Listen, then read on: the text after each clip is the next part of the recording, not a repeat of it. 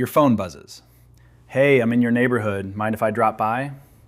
And suddenly your heart is racing, not with excitement, with dread. You're not afraid of people. You're afraid of losing peace. Dishes in the sink, messy couch, doesn't matter. You just don't want anyone here. So you lie. I'm feeling sick. You're not. And then you spend 3 hours feeling guilty about a boundary you never wanted to cross.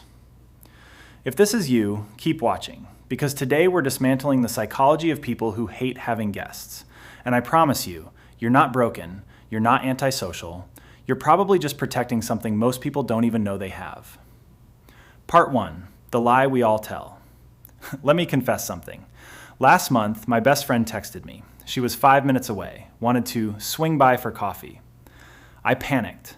I actually walked around my apartment calculating escape routes.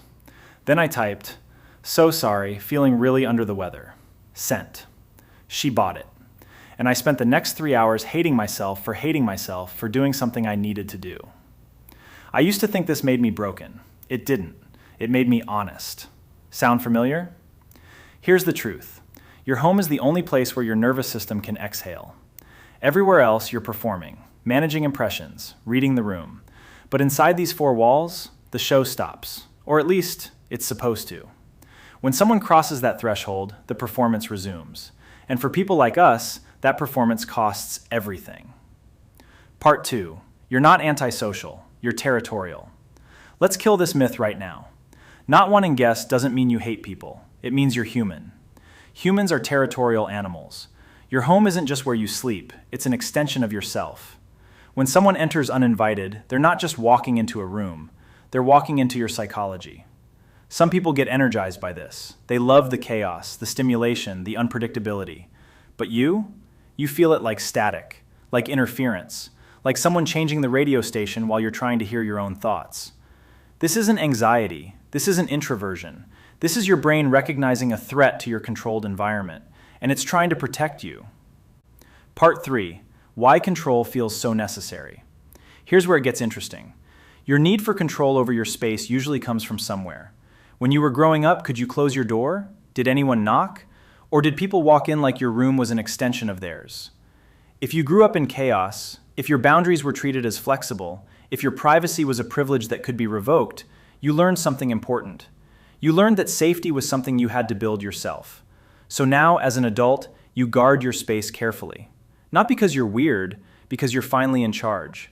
And that control isn't selfish. It's how you function best. The person who hates having guests isn't cold, they're protective. They're maintaining the one environment where they finally get to call the shots. That protection isn't a flaw, it's a feature. Part 4. The energy economics of social space. Let's talk about why people drop by. Sometimes it's genuine connection, but often it's convenience. They're bored, you're available. It's easier than making real plans. Or they're curious. They want to see how you live, gather information, satisfy their curiosity about your space. And here's what you need to hear. You don't owe anyone access to your private space. Friendship doesn't require physical proximity in your living room. The people who actually care about you will understand this. The ones who push back, they're usually just surprised. Most people aren't used to clear boundaries. They're used to vague excuses. When you give them honesty instead of illness, they adapt.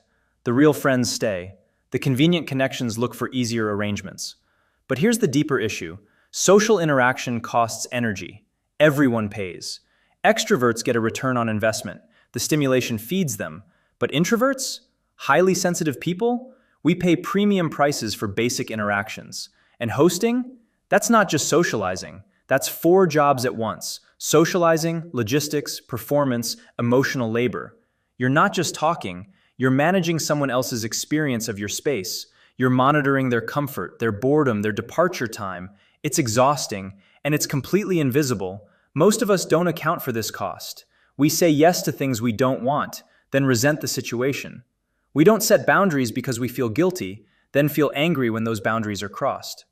Boundaries feel like guilt when you're not used to having them, but that's not guilt. That's growth hurting.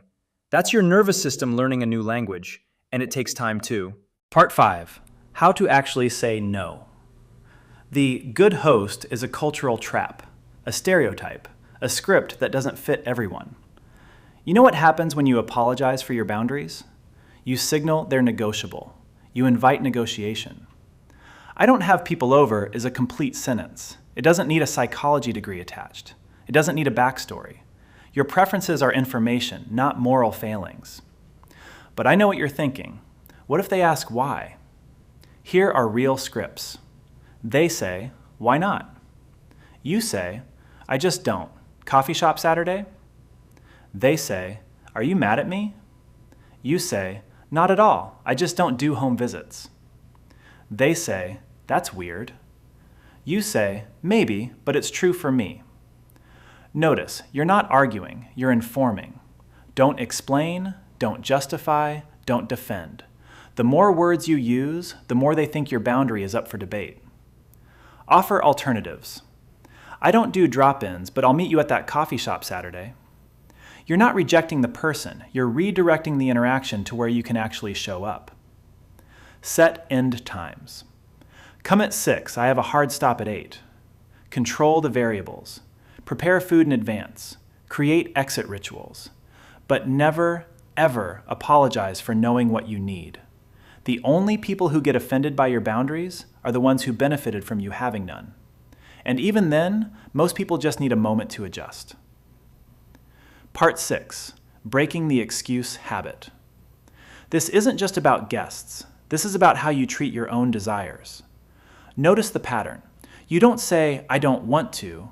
You say, I'm sick, I'm busy, the place is a mess. You need an excuse because you don't trust your own preferences to be enough. This is a habit worth breaking. You're treating your boundaries as problems to be solved rather than truths to be honored. Where does this come from? Often childhood.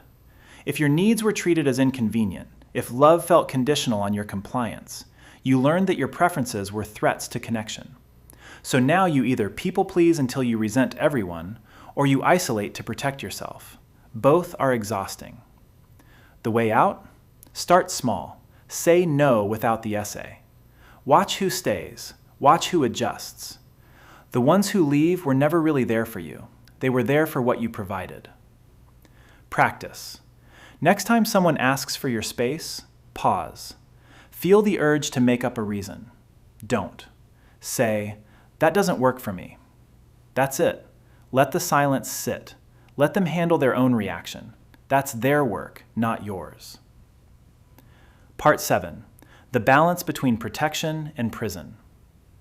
Your relationship with your home reveals your relationship with yourself. Is it a fortress or a prison? A sanctuary or a hiding place? The person who hates guests isn't afraid of people. They're protective of their inner world. Some of the most creative, perceptive, sensitive people I know are the most territorial. Why?